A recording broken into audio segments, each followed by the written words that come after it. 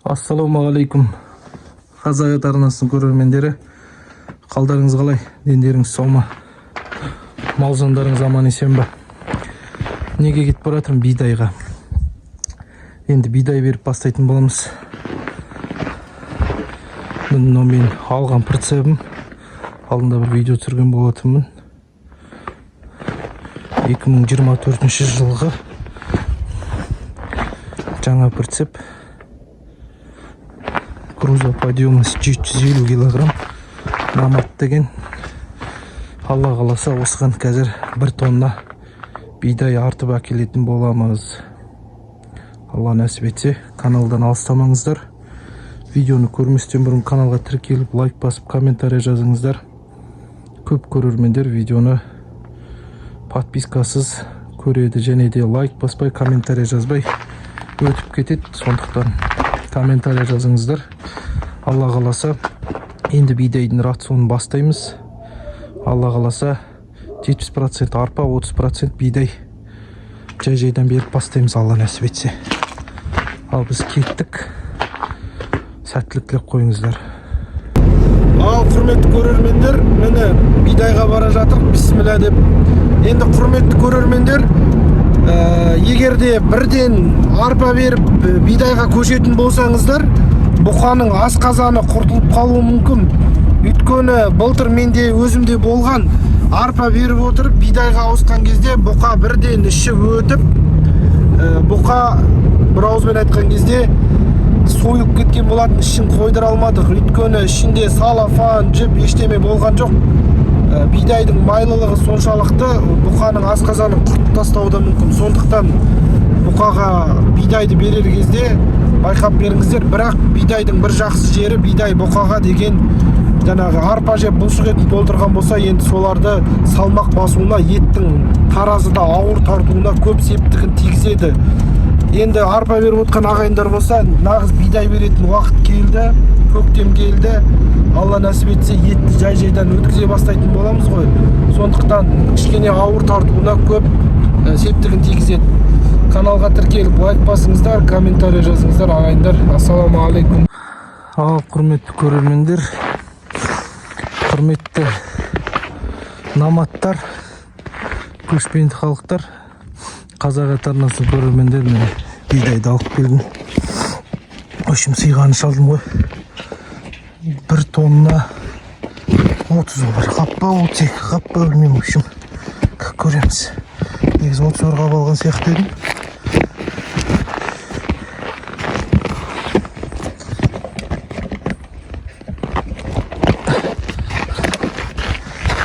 Төбесін ашпай, жанын аша салайын. Төбесін ашқаннан тоқ жоқ. Бәрі бос прицепте тұрады, ертең кетейін. Ертең бірақ түсірет, жанын асықпай. Алла нәсіп етсе. Керіп жетті ғой.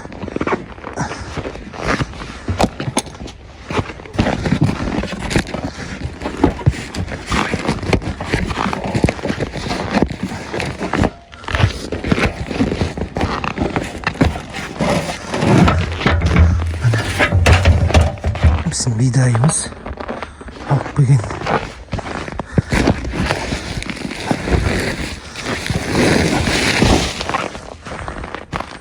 Қазір ашып міне жыртылып қапты ғой.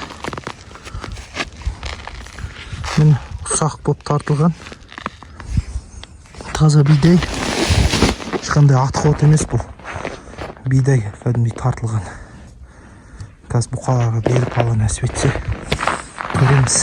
Малдарды суарайын деп жатырмын. Енді құрметті көрермендер, ведромен суаратынмын. Қазір мынандай осындай строительный таралар дейді ғой, осындай алдым. 40 литрлік рахат. Просто ведромен қойған кезде ведроны аударып төгіп тастайтын бұқалар. Нан төге алмайды. Ыңғайлысы бұдан бір емес 2 бұқа шетше. Бір жақсы жер ортасына қоя саласын 2 бұқаның. Содан кейін ішеді. Тамаша шу бәрі енді ше. Енді құрметті көрермендер, бұқаларымыздың күйі осы. Енді бидай беріп бастайтын боламыз жай-жайдан. 30%-тан 20%-тан алла қаласа 50-де 50-ге апарамыз. Сол 50-де 50-де ұстаймыз. Соңғы күндері егер бидай жақсы жеп ататын болса, бидай тек бидай беретін шығармыз, көреміз алла қаласа. Бұқалардың несіне қараймыз, жеуіне қараймыз. Енді тағы бір айтып кететінім, енді біздің бұқалар арпа жеп тұрды ғой. Міне, арпа жеп тұрды. Бұқалар арпаны қашан жемей қалады? Іштері үріледі, ауырып тұрады. Немесе тағы да бір өзін қолайсыз сезінген бұқа ол алдындағы асын жемейді. Міне наның салғанымды жемепті. Бұны неліктен жемей жүр? Өйткені бұлар арпаға әбден тойынған. Көрдіңіздер ме? Тойынған, содан кейін тұрады. Шөп іздеп тұрады. Өйткені шөп жегілері келеді, үйтет енді. Анау кармабой добавка дейді ғой, бұқалардың асына қосып беретін, сондайларды аппетитін ашу үшін береді дейді, сөйтіп айтып атады. Енді дәл осындай жағдайда қазір алла нәсіп етсе бидай бізге көмек болады. Неге десеңіздер, бұқа арпаны жеді, аузында бұқаның асқазанында бәрі арпаның дәмі тұр. Қазір бидай басқа дәм болып келгеннен кейін, арпамен араластырып жібергеннен кейін бұқалар қалай жек қойғанын байқамай қалады. Алла қаласа қазір көреміз. Бірақ мен бұқаларға арпаны көп салып жүрмін, өйткені алдарында жатады. Асықпай жейді, тұрып жейді, жатып жейді. В общем, өздері біледі қалай жесе де. Астарына толтырып қойғам, қанша жесе де іштері үріліп, асқазандар бітелмейді. Өйткені бұқалар толық бидайға, арпаға үйренді. Енді Аллаға шүкір, 18 бас бұқа қойдық қой биыл. Осы 18 бас бұқаның ішінен іші үріліп, іші бір жақ шеті бүйірі үріліп, сондай бір жағдай Аллаға шүкір болған жоқ. Өте өзім қуаныштымын. Солай болмағанына өте қуаныштымын. Өйткені көбісі жағдайда арпаны, бидайды көп беріп қойған жағдайда бұқаның асқазаны барлығы үріліп кетеді, іші үріліп кетеді. Бұл енді үрілмегеннің нәтижесі, бұл бұқалар жемді жақсы жеп, жақсы сінімді болды және жақсы дұрыс бастадық дегенді білдіреді. Кейбір кезде былтыр менде болды, бұқаға бірінші ай, екінші ай, үшінші айдан бастап 600 грамм, 1 килограмм, 2 килограмм аз-аздан беріп бастағанда, содан кейін мен бұқаларға бірден 3 килограмм, 3,5 килограмм қосқан кезде бұқалардың іштері үріліп кетті. Үрілді да, сосын қойды да, сосын ары қаратай кетті. Ал бір көк бұқамның, тоқал бұқамның іші үрілді, соңына дейін үрілді ғой, ішінен пакет алып шықтым сойғаннан кейін.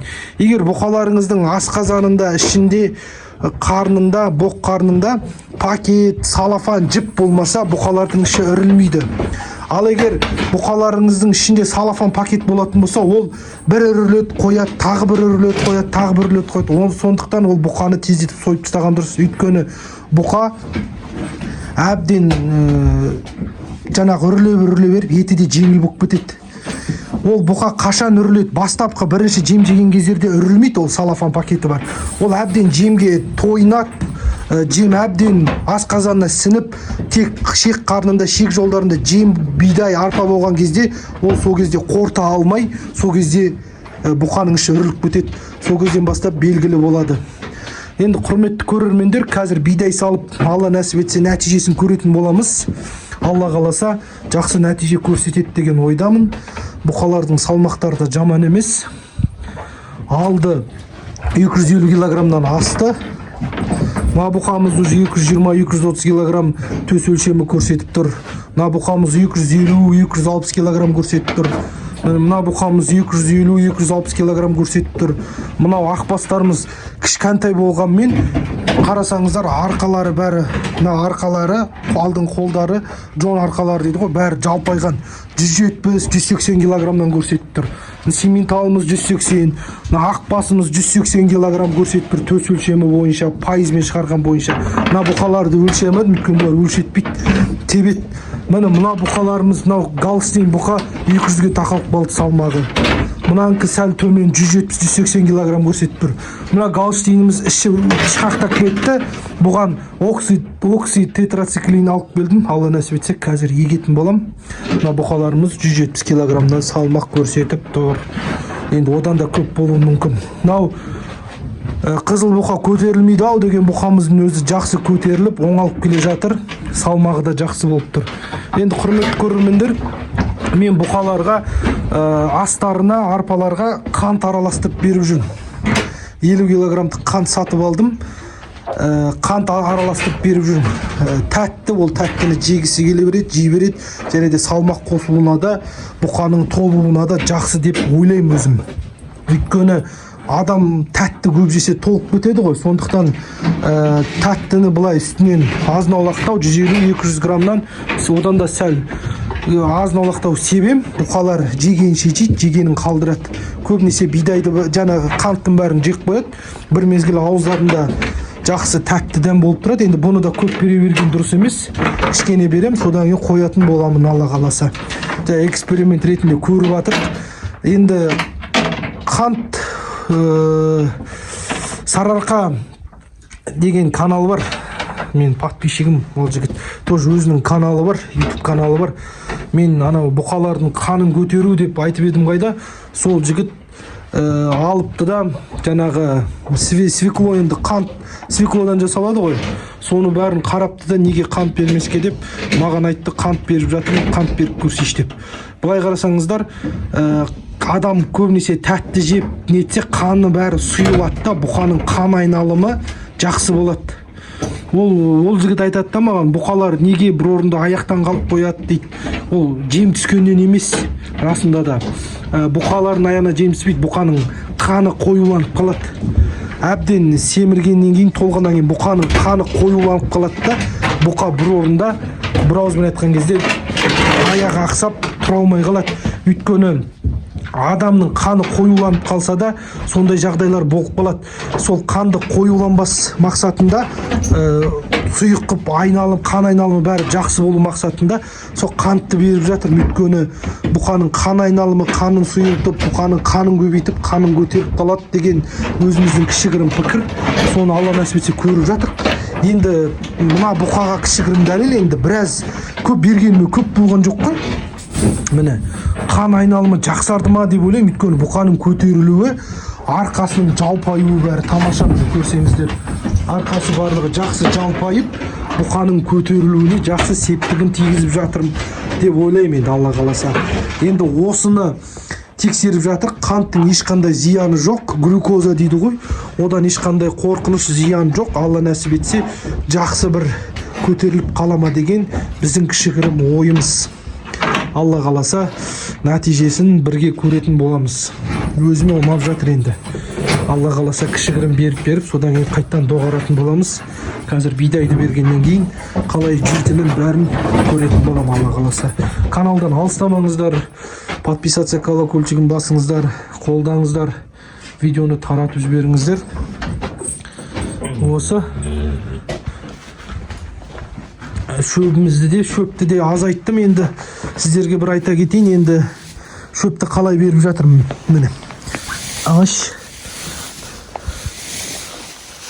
міне мені күнделікті бір бұқаға беретін шөпім осы. Міне бір бұқаға осылай шөп берем, таңертең және кешке. Енді ойлаңыздар, осылайдан берсем мына рулон қаншаға жетеді екен? Көпке жетеді. Неге аз береді? Өйткені бұқаның күйіс қайтаруына ғана дейді ғой шөп. Бұларға шөп көп бере берсеңіздер, бойларына жемі сіңген бұқа, тойынған бұқа, ол жемді жемей қояды, шөп іздеп тұрады. Қазір бұларға мен көп, міне шөп күтіп тұр. Қазір бұлар суда ішпейді, керек десеңіздер шөп салсаңыздар шөп жейді. Алла қаласа сол шөпті азайтып жемді көбейтетін уақыт келді. Өйткені бұқаның нағыз салмақ қосатын айлары осы март, апрель, соңғы айларда жақсы қосады. Өйткені бойына жем сіңген, бұқа дайын тұр, уже сойылуға, кетуіне бәріне дайын тұр. Енді әрі қаратай семірте беруге болады. Ол үшін көп жем, көп арпа кетеді. Бір жылға дейін семірте беруге болады. Енді біз 6 ай, 7 ай ғана семіртеміз. Бізге сол жеткілікті. Алла қаласа. Бұқаларда уже қышынап нетеді, көктем келе жатыр, жүндері бәрі түсіп жатыр. Бұқалардың боттарын, шаптарын бәрін қарап шықтым. Кене, тас кене деген жоқ. Бірақ наны әлі жуындырған жоқпын. Ивермек еккем алдында. Кішкене ивермектен кейін действиясы береді. Содан кейін Алла нәсіп етсе, жаңағы жуындыратын бәрін алып қойдым. Алла қаласа жуындыратын боламын. Енді алдынан бері қол тимеді, қайғылы жағдай болды отбасымызда, білесіздер. Енді ғана реттеліп, енді ғана жиналып келе жатыр. Алла қаласа бәрін реттеп істейтін боламыз. Аман сау болыңыздар ағайындар. Айтпақшы, қорадағы бұқаларды көрсете салайын. Оларды да мына жақтағын көрсетіп, ол жақтағын ұмытып кете берем. Қазір қорадағы бұқаларды көрсететін болам. Міне. Енді қораға келген кезде білесіздер, қандай күй болған. Менде YouTube'да каналымда видео бар. Бірінші күн, екінші күн деп жаңа видео түсіргем. Міне. Жаңа шортста бар, шатаспасам, содан көрсеңіздер болады. Қандай арық болғанын, күйі қандай төмен болғанын. Міне. Бұқада көтеріліп, жиналып, тамаша болып келе жатыр. Миші, тұр. Бұл бұқаның алдында жем. Мынаны толтырып қоям ғой. Өз жегенше жейді, тұрған тұрады. Міне, міне, біздің 2,5 жасар бұқамыз. Құйрығын қырқып тастадым. Өйткені боқ жабысып, әжептәуір боқ жиналып қапты. Бұл бұқалар қышынып, өзін қолайсыз сезініп тұрған жоқ. Тамаша бұл бұқалардың күйлері бәрі жақсы. Салмағы енді өздеріңіз айта кетсеңіздер, жаңағы бұқалардың салмақтарын айттым, төс өлшемін қанша көрсетіп тұрған. Енді мына бұқаның салмағын айта кетсеңіздер өздеріңіз. Қанша салмақ бар осы күйінде тұрғанда комментарияға жаза кетіңіздер. Арқасының жалпақтығы Алла қаласа толық 2 айдан кейін жұмыртқа құламайтын болады ғой. Қазірдің өзінде бір ауызбен айтқан кезде күйі бәрі тамаша. Салмағын айта кетіңіздер, комментарияға жазып, қанша салмақ осы дәл тұрған кезде бар. Төс өлшемін өлшеген жоқпын бұл бұқаның әлі. Алла қаласа осы айдың аяғында өлшейтін болам. Салмағын бәрі қосуы жақсы, бұты бәрі жақсы толып келе жатыр. Мойны бәрі жуан, кішкене қияли бұқа. Міне, арқасы стол көрдіңіздер ма? Қолымды қойған кезде ар жақ иығына жетпейді қолым. Міне, стол. Мына жағы барлығы стол. Үстіне қойып, сушиняк ішуге болады. Көрсеңіздер осы міне. Күйін бағалап, комментарияға жаза кетіңіздер. Өзіме ұнап тұр бұл бұқа. Алла қаласа, бордақы қоятын болса, негізі 2,5-3 жасар бұқаларды алып, 3 айға қойса жетеді екен, жақсылап семіреді екен 3 айда. Мына бұқаға толық 3 ай болды ғой, міне. Бұл бұқаны мен сатып әкелген кезде, сатып алуға барған кезде, бұл бұқаның салмағын маған сатқан жігіт 180-нің көлемі деді. 180-нің көлемі деді. Енді сондай болды, өйткені әжептәуір үлкен болды. Одан кейін мен бұл бұқаны қораға алып келгеннен кейін, бұл мал жерсінеді ғой, бұл да қораны бөтенсініп, салмағы кәдімгідей арықтап қалды ғой. Төс өлшемін өлшеген кезде 160 па 158 килограмм ғана көрсеттім. Масқара, мен енді ойладым, ұтылып қалдым ба, көтеріле ма бұл бұқа деп. Салмақ кәдімгідей тастап тастады, тез тастады. Өйткені жем жемеді, настроениесі, көңіл күйі бәрі болған жоқ. Одан кейін барып салмақ қоса бастады. Енді қазір толық 3 ай болды деп айтуға болады. Өйткені ар жақта бұл 15 күндей ма 20 күндей болды. Болыпты байланғанына, одан кейін кеп салмақ тастады. Қайттан салмақ набирать етті. Таза 3 ай. Таза 3 ай. Бұл ноябрьда келген бұқа, енді декабрь, январь, февраль. Міне, әлі даже февральда бітпепті ғой. 2,5 ай. Менде 3 ай деңізші, толық 3 ай болады ғой февральдың аяғында. Осынша салмақ жинады. Салмағы енді 200-ден жоғары. Енді қанша екенін сіздер комментарияға жаза кетіңіздер. Аман болыңыздар, ағайындар. Келесі кездескенше күн жақсы болсын.